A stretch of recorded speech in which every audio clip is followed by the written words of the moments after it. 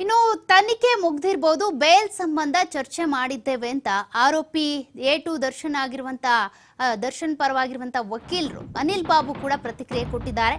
ತನಿಖೆ ಮುಗ್ದಿರಬಹುದು, 10 ದಿನ ತನಿಖೆಯನ್ನ ನಡೆಸಲಾಗಿದೆ. ಆದ್ರೆ ಈ ಬೇಲ್ ವಿಚಾರಕ್ಕೆ ಸಂಬಂಧಪಟ್ಟಂತೆ ನಾವು ಚರ್ಚೆ ಮಾಡಿದ್ದೇವೆ. ಜಾಮೀನು ಅರ್ಜಿ ಹಾಕೋದಕ್ಕೆ ಇನ್ನೂ ಕೆಲ ದಿನಗಳು ಹಿಡಿಯುತ್ತೆ. ಆರೋಪಿ ದರ್ಶನ್ ಪರ ವಕೀಲ ಅನಿಲ್ ಬಾಬು ಅವರು ಪ್ರತಿಕ್ರಿಯೆ ಕೊಟ್ಟಿದ್ದಾರೆ. ನಾವು ಚರ್ಚೆ ಮಾಡಿ ನಂತರ ಇದ್ರ ಬಗ್ಗೆ ಮೂವ್ ಆಗ್ತೇವೆ. ಮತ್ತೆ ಕಸ್ಟಡಿಗೆ ಕೇಳೋದು ತನಿಖಾಧಿಕಾರಿಗಳ ನಿರ್ಧಾರ, ಅವ್ರಿಗೆ ಬಿಟ್ಟಿರುವಂಥದ್ದು ವಿಚಾರ. ಆದರೆ ಬಹುತೇಕ ತನಿಖೆ ಮುಗ್ದಿರಬಹುದು ಅಂತ ಅನಿಲ್ ಬಾಬು ಅವರು ಮಾತನಾಡಿದ್ದಾರೆ. A2 ಆರೋಪಿ ಆಗಿರುವಂಥ ದರ್ಶನ್ ಪರ ವಕೀಲ ಅನಿಲ್ ಬಾಬು ಅವರು ಮಾತಾಡಿರುವಂಥದ್ದು.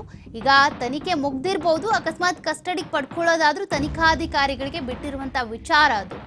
ಆದರೆ ನಾವು ಬೇಲ್ಗೆ ಸಂಬಂಧಪಟ್ಟಂತೆ ಈಗ ಚರ್ಚೆಯನ್ನ ಮಾಡ್ತಾ ಇದ್ದೇವೆ. ಇದಕ್ಕೆ ಬೇಲ್ ಕೊಡೋದಕ್ಕೆ ಒಂದು ಸ್ವಲ್ಪ ಸಮಯಾವಕಾಶ ಕೂಡ ಬೇಕಾಗುತ್ತೆ ಅಂತ ಅನಿಲ್ ಬಾಬು ಅವರು ಪ್ರತಿಕ್ರಿಯೆ ಕೊಟ್ಟಿದ್ದಾರೆ.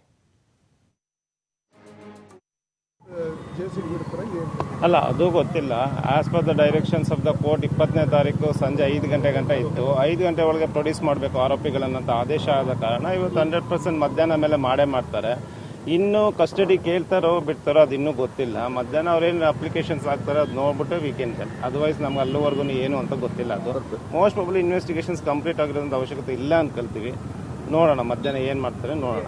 ಬೇಲ್ ಅಪ್ಲಿಕೇಶನ್ ಇಲ್ಲ, ಬೇಲ್ ಅಪ್ಲಿಕೇಶನ್ಸ್ ಇವತ್ತು ಏನೋ ರಿಮ್ಯಾಂಡ್ ಅಪ್ಲಿಕೇಶನ್ಸ್ ಹಾಕ್ತಾರೋ ಇಲ್ಲ ಏನು ಜುಡಿಷಿಯಲ್ ಕಸ್ಟಡಿಗೆ ಹೋದಂಥ ನಂತರ ಅಟ್ಲೀಸ್ಟ್ ಒನ್ ವೀಕ್ ಟೈಮ್ ತಗೊಂಡು ಏನು ಮಾಡಬೇಕು ಅಂತ ಡಿಸ್ಕಸ್ ಮಾಡಿ definitely in the future course of the time bale application move ಮಾಡ್ತೀವಿ.